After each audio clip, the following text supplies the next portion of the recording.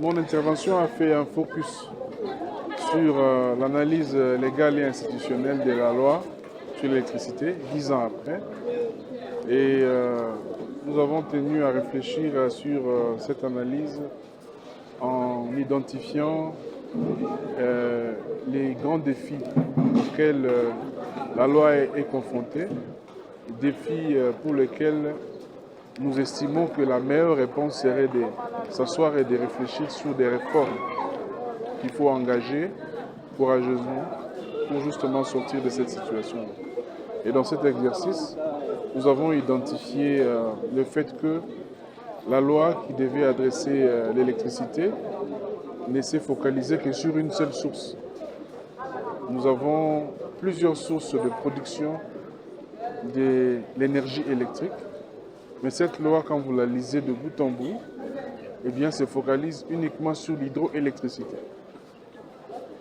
Alors que tout le monde entend parler des énergies renouvelables, du fait qu'on peut produire de l'énergie avec les solaires, avec l'éolien, avec d'autres sources, notre loi, lui, ne parle que de l'hydroélectricité. Donc il y a besoin de voir comment compléter cela. Surtout que maintenant, comme je l'ai dit, les faits précèdent les droits. Vous avez des entreprises qui produisent de l'électricité avec les solaires. Vous avez des gens qui électrifient leurs maisons, leurs entreprises avec les solaires. Ça, c'est une chose. Une deuxième chose, c'est par rapport à la segmentation. Lorsqu'on parle de la libéralisation, il faut comprendre que l'État a rendu la production, le transport de l'énergie électrique et la distribution libre. C'est-à-dire qu'un individu, personne physique ou morale, peut produire de l'énergie, le transporter lui-même et le distribuer. Et nous disons que là aussi, il y a un problème. Parce que si c'est bon de libéraliser la production de l'énergie, quelle que soit la source, solaire ou hydroélectrique, si c'est bon de laisser les gens distribuer de l'énergie, parce que l'électricité est un produit qu'on peut acquérir, mais ce n'est pas bon de laisser les transports entre les mains des privés.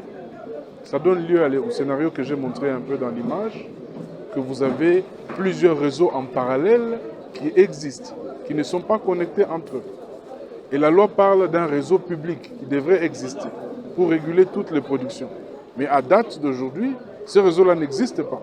En fait, on fait allusion à l'ancien opérateur monopolistique qui est supposé être privé, qui a un réseau. Mais ce réseau-là n'est pas public. C'est un réseau public, privé. Donc, nous encourageons à ce qu'on puisse ramener le segment transport entre les mains de l'État pour que l'État soit le seul régulateur du réseau électrique. De sorte que les producteurs de l'énergie n'ont pas à construire leurs propres lignes de transmission pour atteindre leurs abonnés, mais ils n'auront qu'à injecter leur production sur les réseaux que l'État peut construire et consolider de manière à ce que la redistribution de l'énergie soit correcte. On ne le dira jamais assez, ce qui ne va pas. D'abord, c'est un cadre légal qui est incomplet, qui n'est pas suffisamment vulgarisé, mais aussi l'absence d'un plan. On n'a pas de plan. Vous devez avoir un plan ambitieux de développement de vos ressources. Il doit être lié avec vos ambitions de développement. Nous, ce que nous faisons, c'est que nos ambitions de développement sont diamétralement opposées à nos ambitions de développement de nos ressources, alors que ça devait aller ensemble. Vous voyez, il faut concevoir le développement du potentiel énergétique comme un levier qui vient soutenir les initiatives de développement. Vous voyez, or, si vous regardez un peu les différents projets de production énergétique, en RDC, c'est du saupoudrage. C'est un particulier, un minier qui a besoin de l'énergie, comme vous avez entendu parler de la centrale de Boussanga. C'est Sicomine qui a vu que la SNEL n'est pas en mesure de lui fournir toute l'énergie dont elle a besoin, qui identifie un site et qui est obligé de créer une autre société, Sico-Hydro, pour construire 240 MW. Vous voyez, ce n'est pas un plan du gouvernement. Parce que c'est un particulier qui a identifié son besoin et qui a produit l'électricité parce qu'il en a les moyens, parce qu'il en a l'opportunité. Alors que dans une situation idéale, nous aurons un plan qui décrit le développement et qui situerait à quel moment chaque source de l'énergie que nous avons peut être développée pour répondre à un besoin spécifique de développement par rapport à la zone. Vous voyez, je peux vous citer encore la nouvelle centrale solaire de Kipai. Kipai a construit dans le Lualaba, Kipai Investment, qui est un grand opérateur maintenant dans le secteur de l'énergie, a construit une centrale solaire. C'est une initiative, certes louable, mais c'est une initiative privée.